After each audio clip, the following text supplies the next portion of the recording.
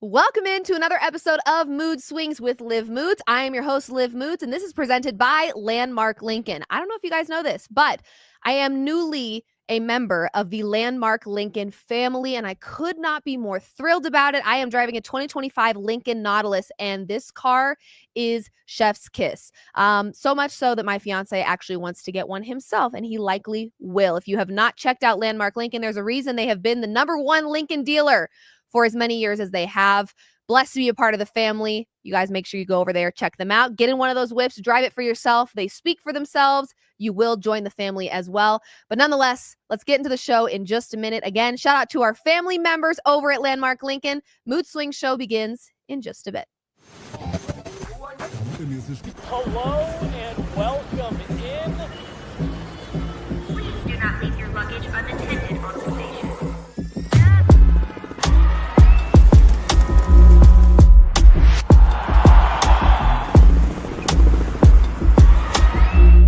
Welcome to the show. Hello, everybody. Welcome into another episode of Mood Swings with Liv Moods. I am your host, Liv Moods, and I'm excited to get into some things today. If you guys missed the first episode on Monday, we broke down a lot of fun things. This is hopefully going to be your new favorite sports therapy show. We're going to talk about sports. We're going to talk about life. We're going to talk about dating, all of the things. This is a place where you can come, you can hang out, you can have it playing in the background and just enjoy some really good, fun conversation. I want to deep dive into a couple of things that have happened since the last show, or things that are just being talked about in the world of sports. That will be what we start the show with. And then, of course, you guys can expect our Where Do We Stand segment. Well, I will give you this episode's standings for the week. We'll get into that in a second. We're also going to talk some dating icks. I asked you guys on social media some of your dating icks, and I got some great responses, so we're going to talk through some of those. We'll talk about, like I said, my standings for the week. I'm not going to tell you what those are yet, but we'll get into that. I've got a feel-good feature for you this week, or this episode, I should say, where we're going to talk about a player, and we're going to do this pretty often. I would love to showcase kind of who these athletes are, not just on the court or on the field, but off the court and off the field, who they are as people. We've got a really great one for you today, and then, of course, I'm going to get some things off my chest, as I usually do. And then finally, we'll talk a little bit of betting, because I had some requests to give some bets for the NFL. Cannot believe we're already talking about betting the NFL again, which means the season is right around the corner, and I could not be more excited. But let's get into the show. We've got to debrief a couple of things. First and foremost, Devaughn Vele has since been traded since the last episode of Mood Swings. He is no longer with the Denver Broncos. Now, normally, I would be pretty upset by this. Why? Devaughn Vele was one of Bo Nix's most reliable targets last season. I think when it comes to reliability, that can be few or far between in this league. So when you've got somebody that just about every time you are targeting them, they are catching the ball. And that's what Devaughn Vele was last year for Bo Nix.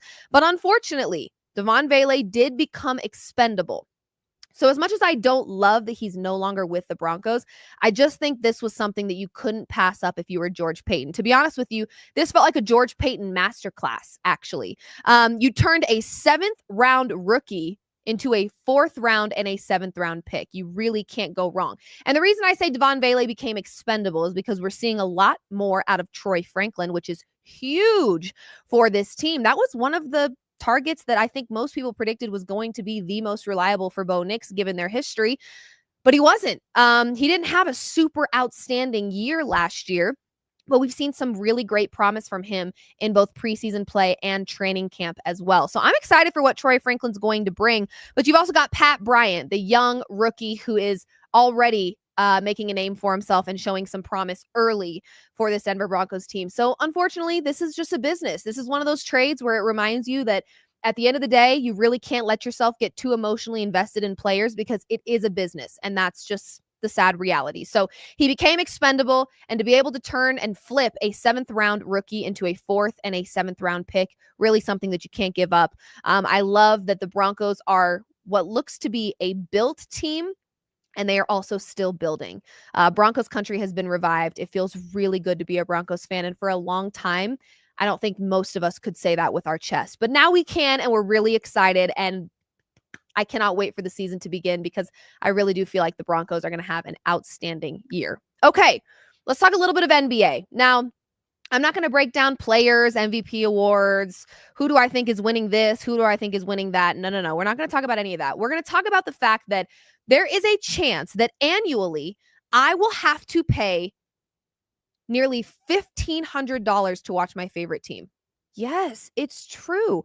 I'm not making things up. If you guys have not seen yet, there's quite an interesting streaming situation happening for the NBA games this year. We've got the graphic pulled up. Sunday, ABC, NBC, Peacock. Cool. Okay. Monday, Peacock. Tuesday, NBC, Peacock. Okay. Wednesday, ESPN, Prime, ESPN, Prime, ABC. What does this all mean? Well, what it means is you've got to download about 17,000 different streaming services, pay about 17,000 different bills each month just to watch your team play. And this does not include, for us Nuggets fans, the Altitude TV payment that we've got to submit because we have to watch our teams locally. So I did a little bit of math for you, and I got to be honest with you when it comes to this streaming stuff.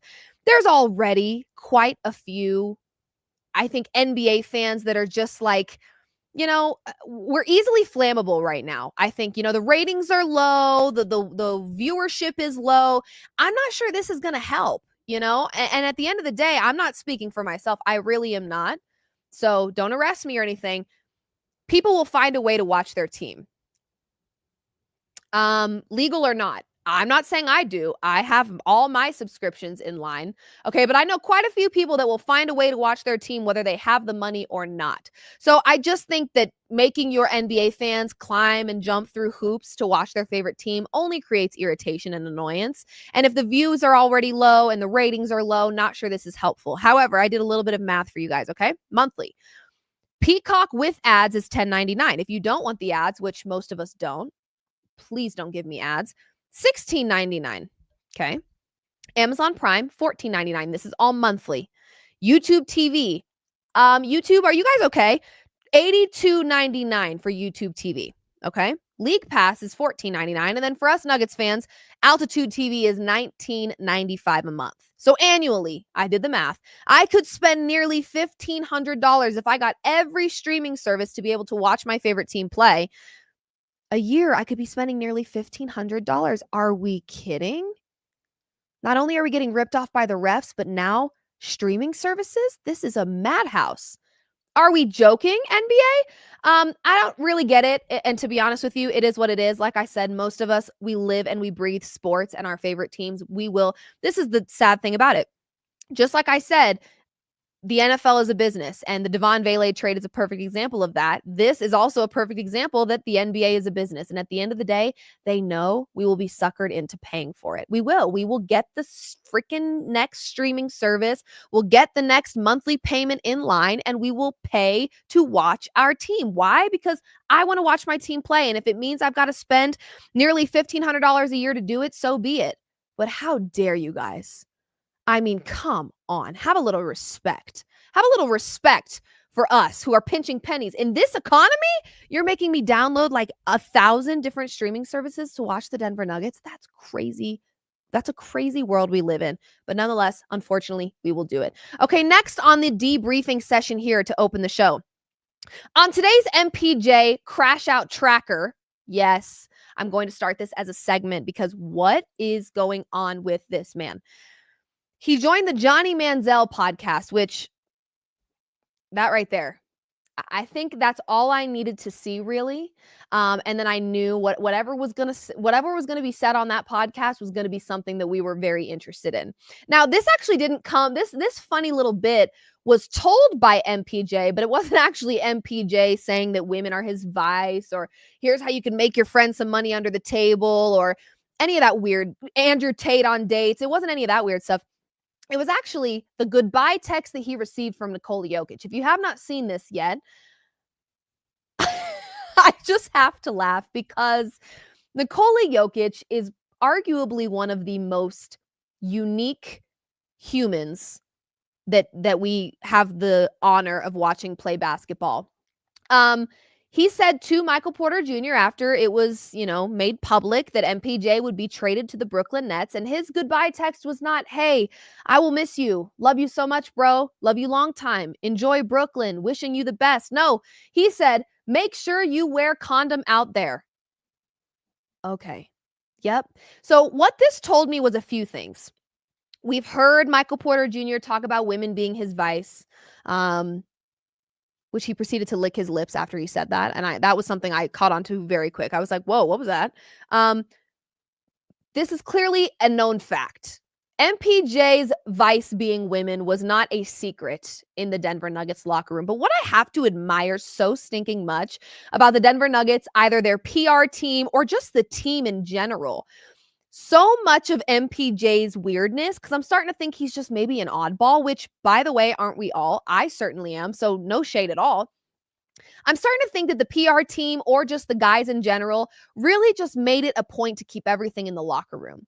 Jokic sending that text when MPJ was traded to the Brooklyn Nets shows to me that it is common knowledge that MPJ's vice is women.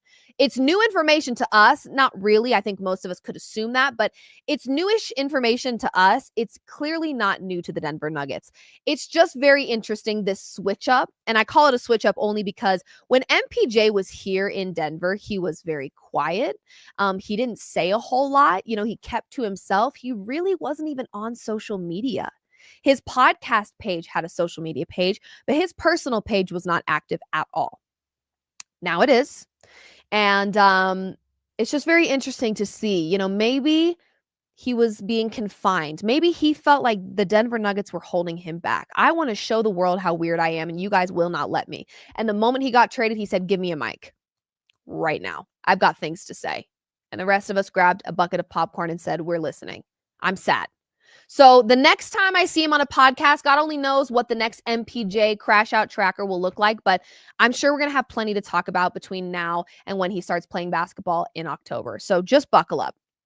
Next thing on the debrief here, apparently DK Metcalf will star in a new movie with Josh Allen's wife, Hailee Steinfeld, where they will risk their lives to mine an asteroid. I beg your pardon? DK Metcalf, I didn't know he was an actor. This is new to me. Anyway, maybe we should see the movie. Might be a good one. I know Hailee Steinfeld was an absolute rock star in Sinners. What a great film that was. So I would be very curious to see how this movie is. But for your brains, DK Metcalf, Josh Allen's wife, in a movie. I don't know what the basis of that movie is. I don't know if there's any smooching or touching or flirting, whatever it may be. But for your brain, Josh Allen's MVP odds are at plus 600. And the Steelers also have home field advantage versus the Bills in week 13. Do with that what you will. By the way, I'm putting the house on Josh Allen. Okay? I really am, because Josh Allen just got married. How amazing. They looked beautiful. They look so happy they're in love. I'm not sure I want, my partner, if I'm Josh Allen, featuring in a movie with DK Metcalf. Excuse me. Then they got to see each other week 13. Yeah, I'm putting the house on the Bills. Thank you very much. Moving on.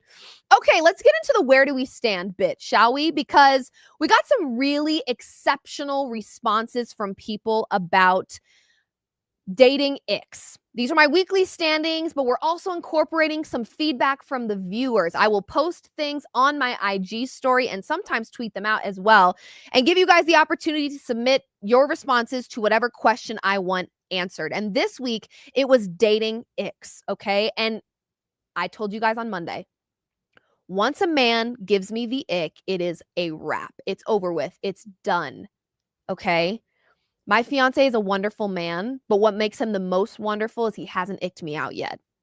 Shout out to my mans for not icking me out. And really, what's really unfortunate, and he's probably listening right now, what's really unfortunate is the wind could blow the wrong direction and I have the ick. It's really a sad thing. And I'm sorry, men, because at the end of the day, there's not a whole lot of preparation you can do to avoid a woman getting the ick. It's just the way that it is. But we do have a lot of submissions here from the viewers about dating icks that they have. So let's talk about some of them. I'm going to have my producer just pop them up on the screen here. First one. Oh, eesh. Getting picked up in an ugly car. Now, this is not an ick of mine at all whatsoever. Everyone's got their thing. This is not mine. Only because, circumstances are circumstances, and not everybody can afford the nice fancy car. Now, if you're into that, then for sure, getting picked up in a rundown, beat up car, not your thing. This does not really bother me. I think one of my first dates ever back in high school, the car was like spotless. It was not a nice car. It was not a new car. It was an old car, but the car was spotless. And one of the things that he ended up being one of my high school boyfriends. And one of the things that he said was like, yeah, I spent like all day detailing the car because the car is not super nice. And like, that was really sweet. But also like in my brain, I was like, who cares that your car is not nice? I don't care about that. Like that's completely irrelevant. So this I think is definitely a personal thing. This wouldn't ick me out, but it clearly icks her out. Okay, next one here. Okay, I have to laugh about this one because you guys, it's really true. And I'm sorry, men, but it is what it is. I feel like this is not a dating ick, but a man chasing a fly ball at a baseball game on a date. No. Yeah. So I saw a video on TikTok once. I'm trying not to like get teary-eyed because I was laughing so hard. And it's a man at a trampoline park. And he had his toes pointed and he was like bouncing around. Or this girl took like a video from under the water of her man doggy paddling and she was like, new ick unlocked. What's really sad for you men out there, and I really hate to be the person that breaks the news to you, but you just doing like daily normal things really could be what turns a woman off. And I'm so sorry about that. But it is the truth of the matter. You know, there's something about like, I actually joke about this a lot with my fiance, and this is going to make me sound evil. I promise we have a really great relationship. I treat him very well. Honey, don't get in the comment section and say otherwise. Don't embarrass me. I do treat him very well. We have a great and happy and healthy relationship. But I did tell him one time, total double standard. I'm fully aware of this. At least I'm self-aware. Total double standard here. But I told my fiance that it grosses me out when he takes a nap. Meanwhile, I nap all the time, but I'm just like, you're a grown man. You don't get to nap. What, you just snoring and slobbering on the couch in the middle of the day? Like, ew, what the? So it's true, men. I'm sorry. It's a very, it really is a double standard and it's truly unfair. Unfortunately, you can't cry about it to women because that will also give them the ick. It's just something you have to deal with and move forward with. But yes, catching a fly ball at a baseball, catching a fly ball at a baseball game, yuck. Don't do it. You know, because then you got to dive and grunt. And if you trip and fall, and if you don't catch the ball, now it's like, oh, he's not athletic. It's unfortunate, but it's just the truth. Love this one. Okay, next one. This is fantastic. Smelly socks. Come on. What? Guys. I feel like unless you've done like a really intense workout, I feel like smelly socks only happen if you're wearing socks too many times in a row. Take them off your feet at the door and put them in the laundry room, okay? That's just a life hack there. Easy money. Next. Here we go. Lack of accountability. Huge. Huge.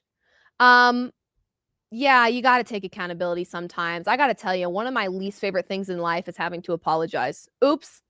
It's the truth. I don't like it. Because when you apologize, you admit you did something wrong. Hate that. Because as far as I'm concerned, I'm perfect. Just kidding. But it's true. Accountability sucks. Nobody enjoys it. But sometimes you just have to tuck your tail.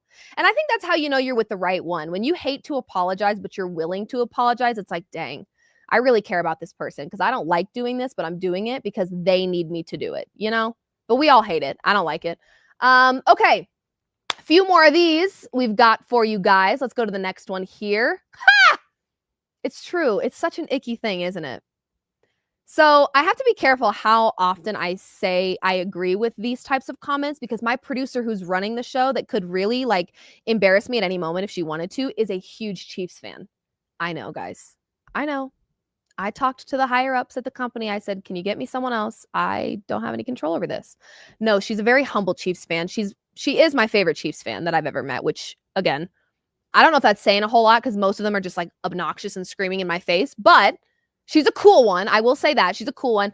Yeah, being a Chiefs fan, it might make me feel a little icked out by you for sure, but that's just friendly competition, you know? You can't help who you grew up rooting for. There was a time when the Chiefs were nobodies and nobody cared, okay? And now they're in their element. For that, we will give them some grace. Okay, do we have any more of these? I think maybe a couple more. We'll do like 2 more. Guys, this, and I'm going to actually couple this with one that I saw on my Instagram, and then we'll get into my standings that have to do with sports. Thanks for bearing with me here. Being rude to others and mocking people with disabilities. First of all, mocking people with disabilities is just not cute. It doesn't make you cool. It just makes you look like a loser, actually. So let's not do that. But I also saw another one that I'm just going to combine with this one, and that is being rude to wait staff. I was just talking with my family because we went to a hibachi grill, okay? And I said, this would be perfect. This is the perfect first date place for someone like me anyway. If I were like in the dating world and I'm an extrovert and I like to do fun social things. So a perfect date idea, hear me when I say, if you're out there and you're single, okay, and you want someone that matches your energy and you like to be the life of the party and you're very social and you like to have fun, take your first date to a hibachi grill. If they're too cool to have broccoli tossed in their mouth, get them gone. If they're too cool to say choo choo as the onions being pushed across the grill, they're gone. Loser, you're lame. I don't want you. You're weird. Why aren't you having fun? Okay. Why aren't we doing sake bombs? What's wrong with you? That is, to me, that's a really smart first date idea, because if you're sitting there arms crossed, I don't want it. I don't want the broccoli. It's like, oh my gosh, loosen up. Seriously. Now, sometimes they do get carried away. I understand. Certain chefs can go a little crazy, and it's like, all right, dude, I said I didn't want a sixth piece of broccoli, back off. But I do think that's a really great way to see how people interact with the wait staff, and can they have fun? Can they loosen up? Or are they just stiff and rude and annoying? Being rude to wait staff is huge. I will also tell you, I have had to work through this with my partner as well. Tipping culture, I think, is a very big one. Some people just don't get it. My father was the manager of many, many restaurants for a very, very long time. Someone said, this is still a sports show. Yes, it is. This is just part of the fun. Okay. Promise. My dad did managing in restaurants. I know how the service industry goes. So like my bare minimum is 20%, but I know that that's different for everybody. I also think along with this one, tipping is a big one. Okay, we're done. Thank you guys. Viewers, thank you for your feedback. Dating icks, that's what today's conversation was. But now we're going to get into my weekly standings. This segment is called Where Do We Stand? And we're going to get into my weekly standings. My weekly standings for this week, or for this episode, are comeback stories. People, teams, different things that I think are going to have a comeback this year, or I'm hoping that they do. At 5, Taylor Swift. Hear me out. I don't want you guys to be upset with me. Here's why I think Taylor Swift is going to make a comeback in the NFL. I think the Chiefs will slightly regress. And I think we all need to just admit the truth, which is that if Taylor Swift were dating a Giants player, we wouldn't have cared. Part of the reason we cared so bad is because it was the Chiefs, and the Chiefs were really good, and they were kicking everybody's butt until the Super Bowl. And we were sick of them winning and being good. That's the truth. Okay. If she were dating a, Steelers player, I don't think we would have cared that much, but it was the Chiefs. And that just we're sick of them, right? We're sick of them being on top. I think the Chiefs will regress this season just slightly. I'm not saying they're going to be horrible, but just slightly. So I think we'll see a little bit less of Taylor Swift because they're not going to be the center of attention. Therefore, she won't be the center of attention. I also think Taylor Swift will likely perform at the Super Bowl. And I think she is smart enough. She's a businesswoman above being a singer, okay? I think she is smart enough to make her Super Bowl halftime performance, to cater it to the people that hate her the most. She already knows her fans will live and die for her. She will, in some creative way, make her halftime show catered to her haters. And they will grow a little soft spot and they will say, okay, mad respect, right? So I really think football fans will learn to love Taylor Swift this year. For those few reasons, I think Taylor Swift is having a comeback this season. Okay, moving on. Number 4, Anthony Richardson.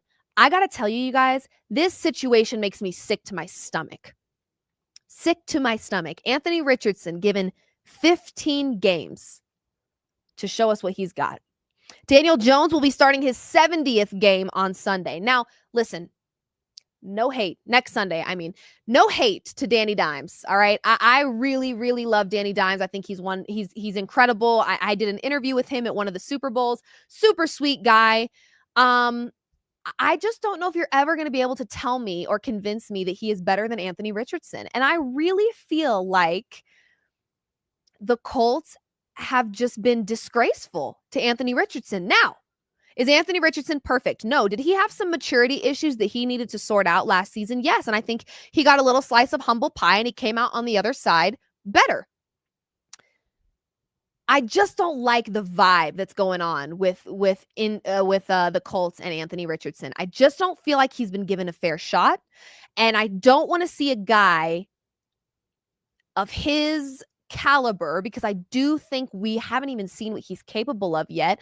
I don't want to watch his dreams and his success die in Indianapolis. No, thank you. Like, that will actually really peeve me off. So I think what's really sad is the Colts don't have faith in Anthony Richardson. And I think when you're in an environment like that, you end up not having faith in yourself. And I don't want that for him. He's too young and, in my opinion, talented to be stuck in a place that's just holding him back.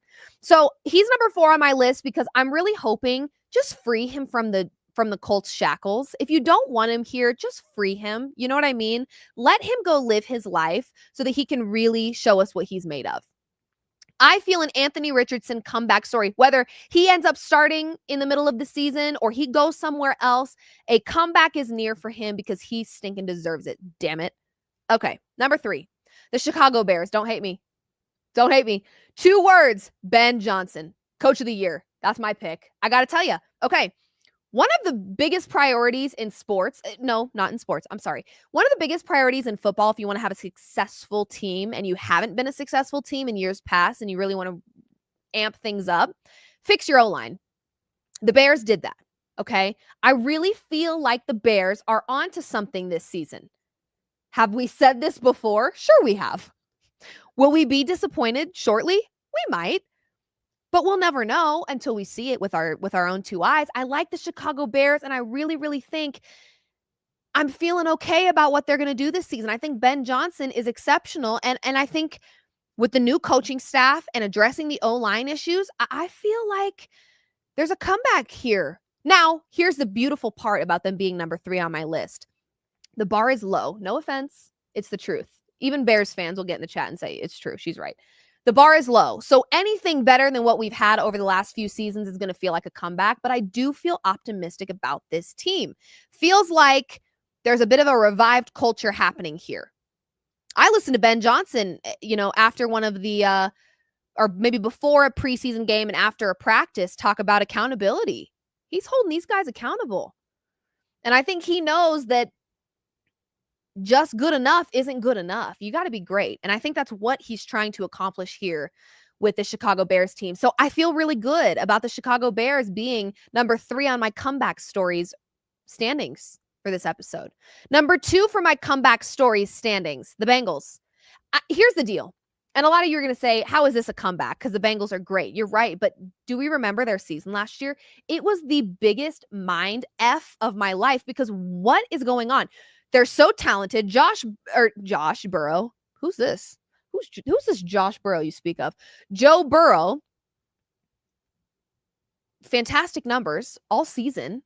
Jamar Chase making a case for, offensive player of the year.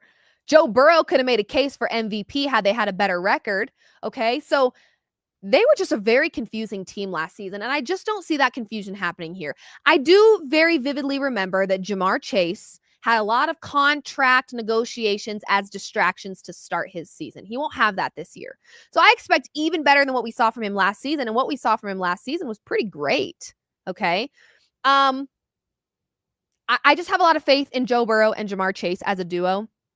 And I think that the weirdness that we saw from the Bengals, we're not going to see that again. They were losing games they had no business losing. And it was the most confusing thing ever. I couldn't figure out what was wrong with this team. I think they're going to have a great year. I have a lot of faith in the Bengals. They're kind of my sleeper Super Bowl pick. Okay, and then number 1 on my comeback stories list should not surprise you.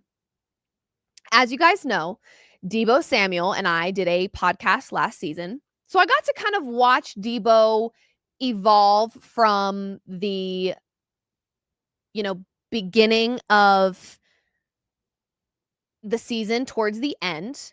He kept so much of it private because it was not my business at all. But you could just see how difficult that year was for him in so many ways. And I have to tell you, the scrutiny that he was getting from a social media perspective, just about how in shape he is or isn't, and what a waste of money he was for the 49ers. I got to tell you guys, I think he was listening to the haters and only used that as fuel to motivate him this season. I think the environment that you're in matters. I'm not saying that the 49ers were not a good environment for him, but I do think in so many ways, like we talk about with MPJ and the Denver Nuggets, it's just time to part. It doesn't have to be ugly. It doesn't have to be hostile. It doesn't have to be evil and rude and angry. It's just we're not benefiting each other any longer. I think you put Deebo in a new environment.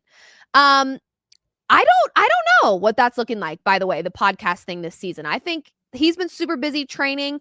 I haven't heard any updates on it myself. I hope he still does a podcast with or without me. I think we all want to hear from him and his experience in Washington. So either way, super pumped for him. But I really think he used the hateful, he was getting it from Terrell Owens. He was getting it from former players. He was getting it from fans. You name it, the scrutiny was being thrown his way. And from what I've observed, he is working his tail off. He seems very happy. I don't know this for sure, but he seems to be very motivated and excited for this new chapter. And I think sometimes just hitting the refresh button and doing what you love somewhere new makes the game feel brand new again. And I really, really think that's going to happen for Deebo this season. He is number one on my comeback stories list. I really think he has an absolutely exceptional year because, listen, you may not have loved what he did last season, but by the way, he's still Deebo Samuel, okay? So like it or not, this dude is a talent, okay? A little bit of a freak of nature, if you ask me. So feeling very, very optimistic and excited about what he's going to be doing this season. Okay, moving on. This is a new segment, actually, that I wanted to do called a feel-good feature. Now, we did not do this on Monday's show, but I want to be able to take moments to highlight athletes off the field or off the court. There's going to be times where I have them sitting next to me in the studio and I do an interview, or I join them wherever they're at and do an interview with them. But I just think it's very important to showcase these athletes outside of their sport, because them being an athlete is only a fraction of who they are as people. It's what we know them as, but it's not who they are entirely. And this one's about Pat Connaughton, okay? And I want to talk a little bit about him as not just a player, because I'm not sure if you knew this, but he was a 3-sport athlete, played 2 sports in college at Notre Dame, actually. But more than that, how much do you think, if I showed you the picture of Pat Connaughton as a minor league baseball player who only pitched 6 games, how much would you guess that he's worth today? Just based off of the minor league baseball, right? You probably wouldn't think he's worth very much. However, the reason I want to talk about him specifically is I really do feel like there are a lot of cases where professional athletes finish their career, end their career, retire, or even are still in their career, and they blow all of their money and they go broke. And I'm not really sure we can blame them, to be completely frank with you, okay? You get thrown into money, more money than most of us will see in our entire lives, and most of them get thrown into that money when they're still kids, okay? Look at LeBron James. He was 19 years old, thrown into the most fame possible, money left and right, brand deals, opportunities. The lights were as bright as they could possibly be.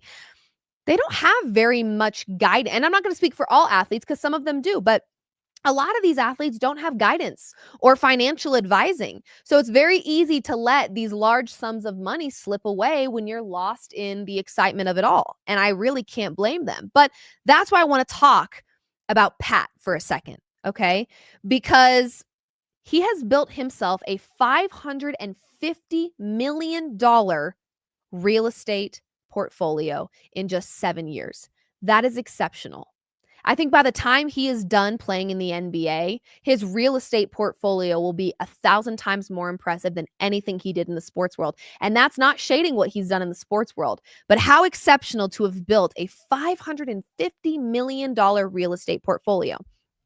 Like I said, he was a 3-sport athlete in high school, okay? He ended up at Notre Dame where he played both basketball and baseball.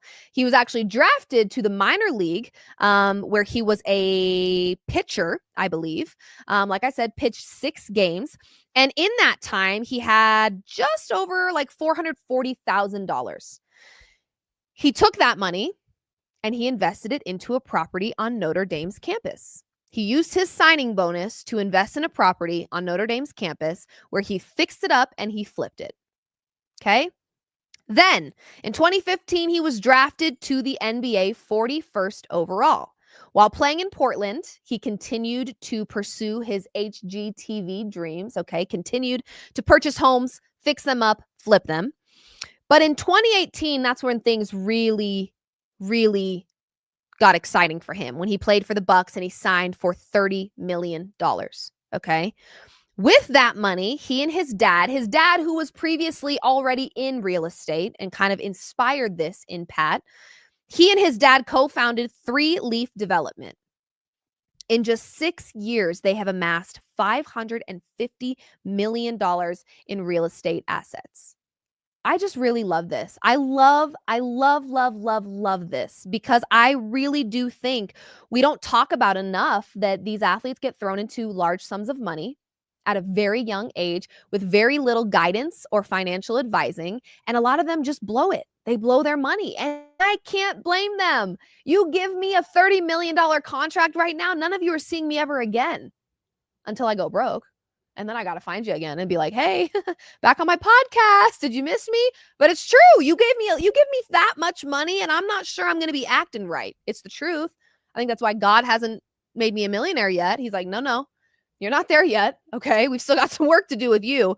But I really like hearing about athletes that used their signing bonus or their contract to invest, to help their money make money. You know, that wasn't the end all be all. They wanted to be even richer than that $30 million contract. It also shows a level of like where his passions lie. It's not just in basketball or baseball or sports in general. It's in other places. I really loved this story and I wanted to talk about it. Actually my fiance saw this story online and we were chatting about it, and because he also loves investing his money and we've talked about doing real estate stuff together, and I just find this to be really cool. And I want to take the time on this show here and there to just do these feel-good features where we talk about athletes outside of their stat line. You know, I love doing that because that's my job, but I also really love to highlight who these people are as people, not just athletes. So really thought this was a cool story. Shout out to Pat Connaughton for, one, being a 3-sport athlete in high school and then a 2-sport athlete in college, but even more for building a $550 million real estate portfolio. I'm impressed and I love it. So, and hopefully it's a learning lesson to young athletes that when they get that signing bonus or that really big contract, they choose to put it somewhere else so that their money is making money. And when their body gives out and their sports dreams are over, they've got something else that they can put their heart and soul into. I just think it's super cool. So I'll continue to sprinkle these feel-good features into these shows because I just think it's important to highlight these athletes as humans. So anyway, moving on.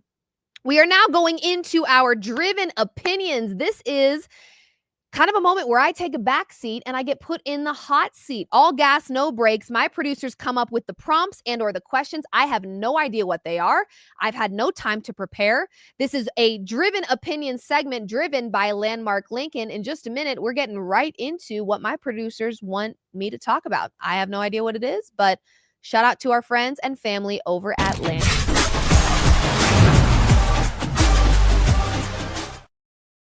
Hitting the gas on hot takes. Okay, like I said, I've had zero preparation for this. I don't know what these prompts or questions will be, but let's get into it and let's see what my producers have for me. I'm a little nervous.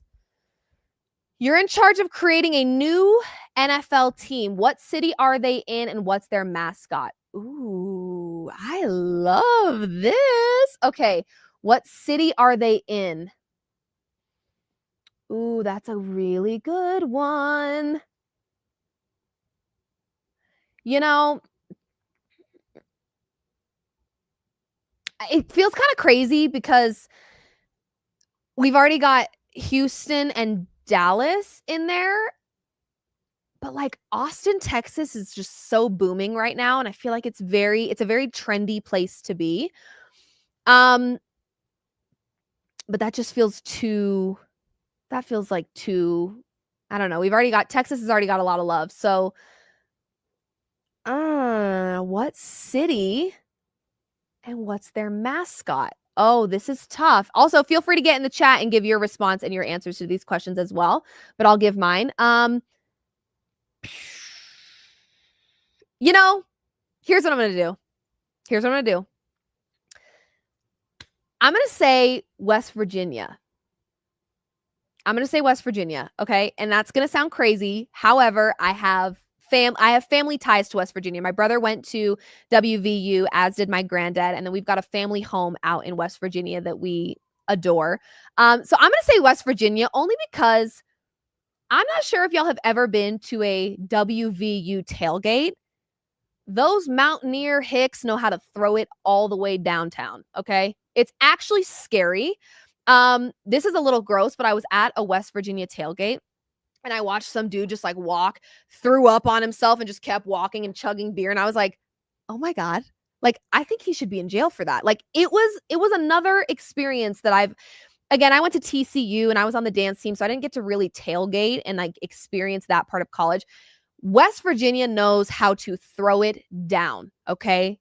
I've seen it with my own two eyes. I've been around it. I've lived around it. So I'm going to say West Virginia, but maybe not in Morgantown, just because that's such a college town. But I'm going to say West Virginia because of my family ties and the fact that those fans, they live and breathe WVU because that's all they have. I really think if you gave them an opportunity to tell Pitt to eat shit in another sports team in another way, with the Pittsburgh Steelers, I mean, it would just be really lit and it would be a really cool rivalry there. So I'm going to say West Virginia. I'm not sure the city, but I'm just going to say West Virginia.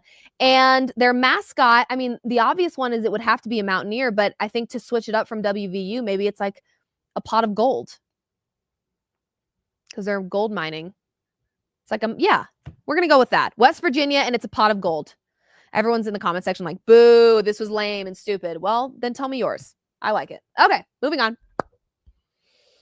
If you were stranded on a desert island, is it bad that I just read that as dessert, like ice cream? Oops. With 3 players, who would you choose? Oh, wow. My producer just said MPJ. No, I would actually be scared to be stranded on an island with him, if we're being honest. Okay. This is probably going to shock you guys, but I think my first one has to be Kyrie Irving. I think he would keep me very like namaste. You know, he seems very spiritual and like, I think he would be good for the mentals for me. Like I would be like, okay, he's sitting there like in a yoga pose, just like, this is so beautiful that we're here. And I'd be like, you know what? You're right. This is so beautiful that we're here. So I'm going to go Kyrie Irving. And they actually didn't say that it had to be just, I'll tell you who I'm not bringing on this island, Aaron Rodgers, because I don't need any of that weird, we're in a hallucinogenic state. I'm good off that. Whatever he does in those darkness retreats, I don't want it on an island with him deserted. So Aaron Rodgers is for sure not making the list. Kyrie Irving to me just feels very intellectual. Like he's very spiritual.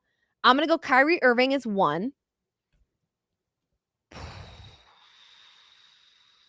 trying to think.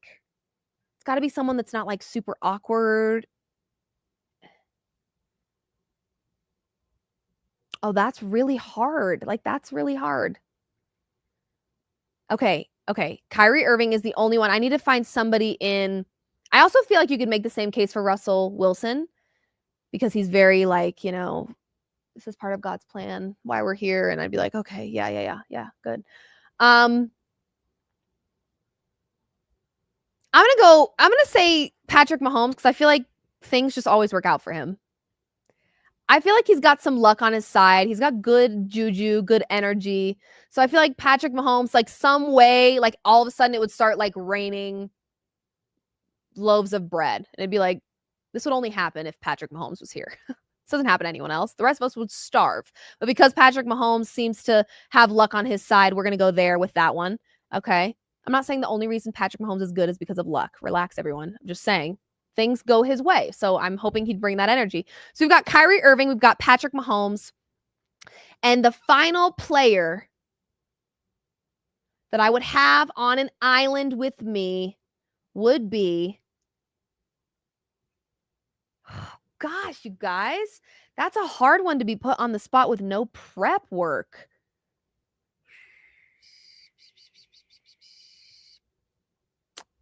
I don't know. Andy, what's your answer? She said, I don't know. For the sake of this moment, we'll say, who? Paige Beckers is a great one. Actually, yeah. Actually, okay, you know what? I feel like if there's a moment where like we've got a tussle and things got to get chippy, I'm going to say Angel Reese would probably be pretty good in that moment. If there is a foreign animal crawling towards me and I don't know what's going on, like, you know, have a little bit of woman power there, but also like she's way stronger and like tougher than I am. So I could probably push it onto her. So we'll do that. We'll go Angel Reese, we'll go Kyrie Irving, and we'll go, who was the other one I said? Patrick Mahomes. Yes. Okay. If you're stranded on a desert island, see, I said dessert. A desert island with any of your coworkers from Gorilla, who would you choose? Oh my gosh. I would have to say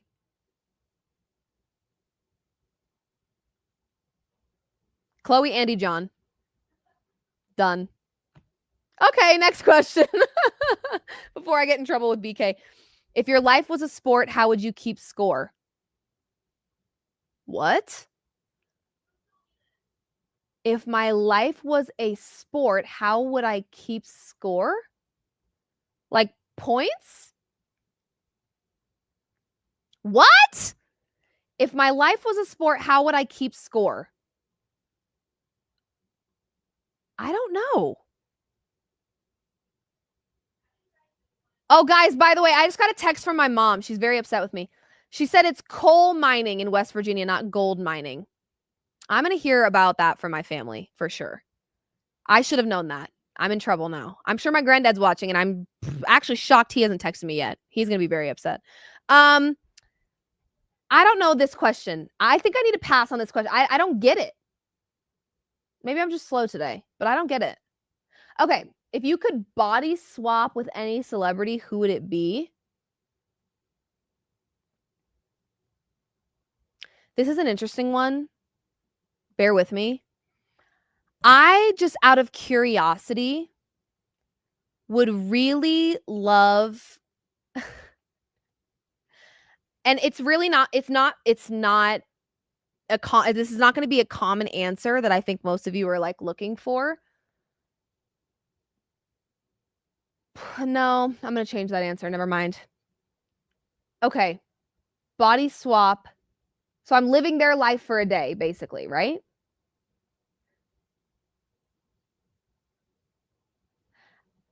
I mean, I feel like the right answer is like one of the Kardashians, but that feels so stupid to say. I don't know. This is a really tough one. I feel like I'm not really doing very well on the spot today. If I could body swap with any celebrity,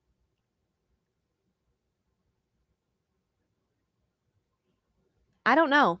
That's like really, I mean, my initial reaction was like Antonio Brown, just because he's so out there. I would love to like know what he's thinking, but I think we all know why he is as out there as he is right now. So I didn't want to like make that a joke because it's really not funny. But someone like that who's like very different and like weird and odd, so I could just see what they think on a daily basis, like what goes through your head. MPJ is a good one right now, but yeah, that's a tough one. I don't know. Actually, oh, I do know. This is going to sound really dark and twisted, and I don't want you to get the wrong idea about me, but go ahead if you want. I really love crime, not committing it, but watching it, studying it. I had a minor in criminal justice actually out of college. So I'd probably right now in this moment would want to get inside the mind of Brian Koberger, who is the convicted, he's now convicted for the Idaho 4 murders.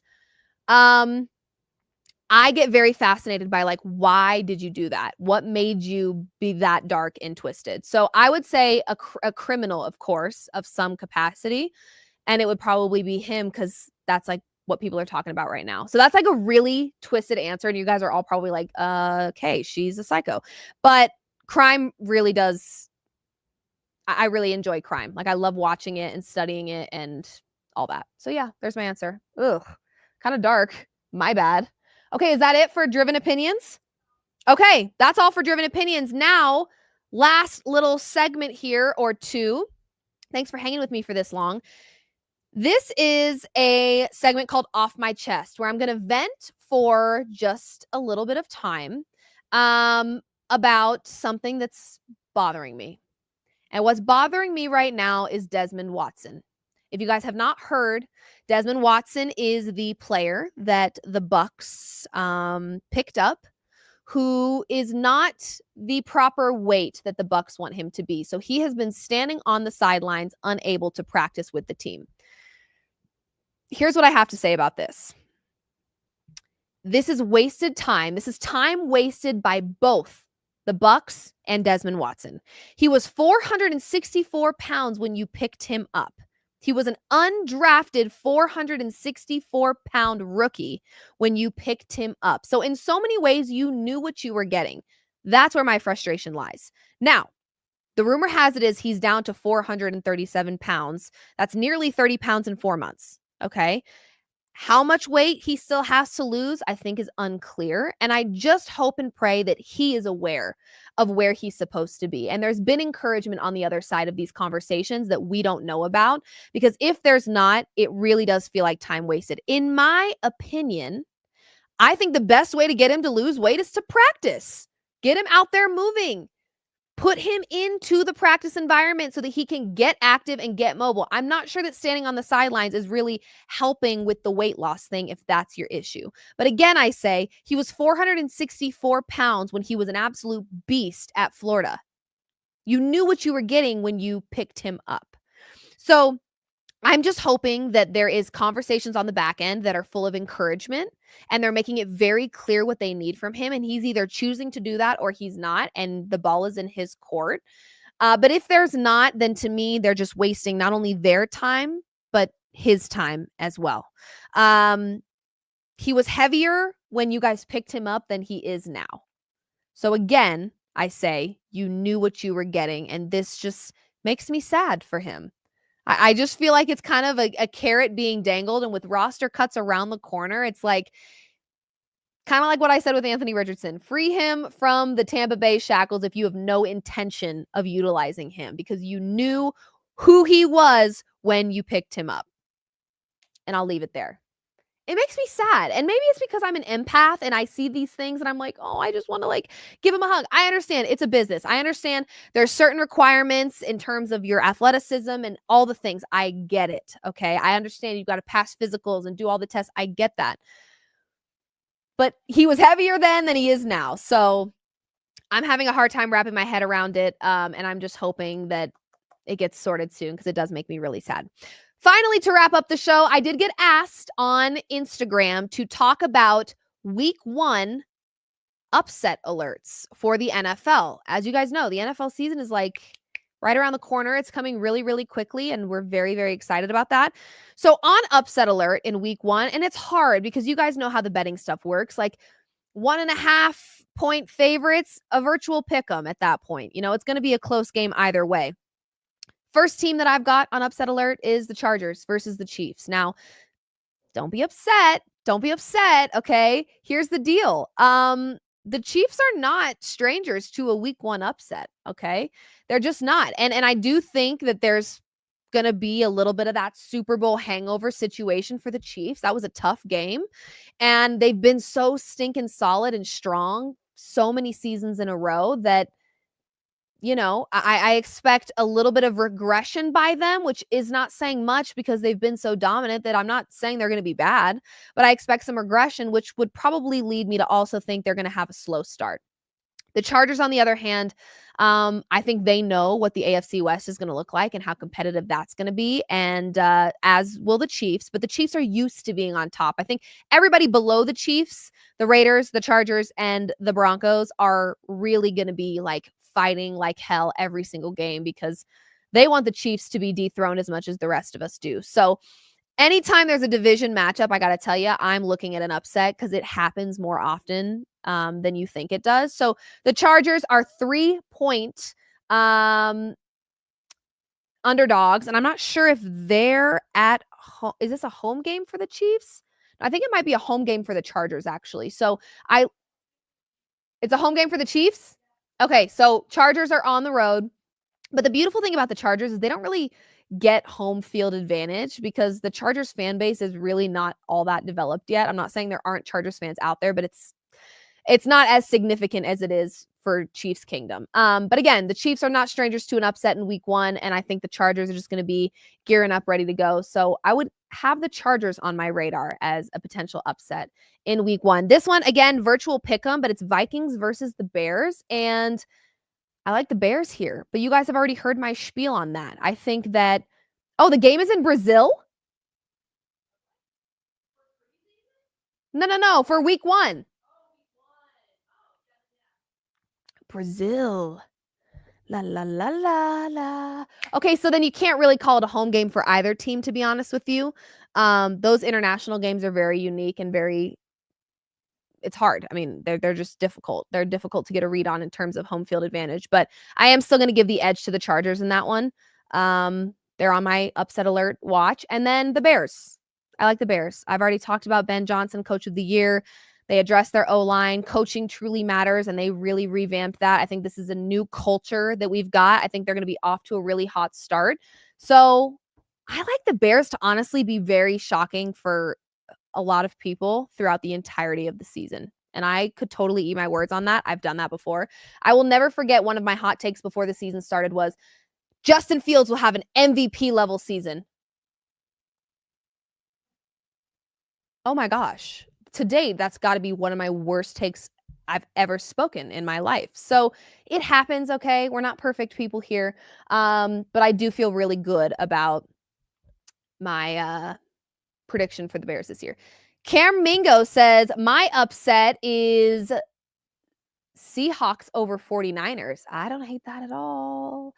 I just think there's a lot of changes over in Seattle. So I kind of want to give that a chance before and here's the deal. The 49ers last season, in my opinion, didn't get bad. They just got injured. Obviously, they've made some serious changes to their roster, losing some of their key pieces, but it's not like a George Kittle or a Nick Bosa or a Christian McCaffrey got bad. They just got really injured, and that was a really big problem for them last season. So I kind of expect the 49ers to pick up where they left off with Brock Purdy, especially with that offense. But the Seahawks are always kind of a wild card to me. You never know what you're going to get. So only time will tell. As we get closer and the market starts to open up a little bit more with like player props and different props that we can bet in the games, you guys, of course, can expect some anytime touchdown plays from me. I love an anytime touchdown parlay on a Sunday. Taquitos in the oven. The air is crisp. The leaves are falling. An anytime touchdown parlay has been cooked up. And I'm on the couch sipping on some wine or a beer, watching my parlay either ruin my life or make me flip a table in excitement. I don't know, but I am so ready for that to be happening again on my Sundays. I literally cannot wait. So anytime touchdown parlays are kind of my favorite thing. I'm not saying I'm perfect at them, but I would also love to collaborate with you guys every Sunday and be like, yeah, who do we like? What are we doing? Friday shows, we can do that. We'll build an anytime touchdown parlay that we can all sweat together. The MoodSwings parlay. Anytime touchdowns all Sunday long. Living and breathing it. I love it. Okay, you guys, I'm done bothering you. We've been live for about an hour. I told my producer, I was like, I don't think we'll go for an hour today. Who was I kidding? I love to talk. Thank you guys for tuning in to another MoodSwings episode. presented by Landmark Lincoln. As you guys know, I'm a Lincoln girl now. I love my Lincoln, and I am so blessed to be a part of the Landmark Lincoln family. We will be back again on Monday, same time, same place, 4 p.m. Mountain Time, to deep dive all the things, the crazy things that happen over the weekend in the world of sports and beyond. Thank you guys for tuning in and hanging out with me. And obviously, once we're in season, this show will be way heavily more sports. But right now, we're just kind of easing ourselves back into conversation and all the fun things, because I don't really care for preseason like other people do. But once we get those Sundays, Mondays, and Thursdays back with the NFL on our screens, it's game over. We've got lots to talk about, and I can't wait to deep dive it. So love you guys. Thank you for joining another episode of Mood Swings with Liv Moods. I'm Liv Moods signing off for now, but we will catch you Monday, same time, same place, 4 p.m. Mountain Time for another episode. See ya.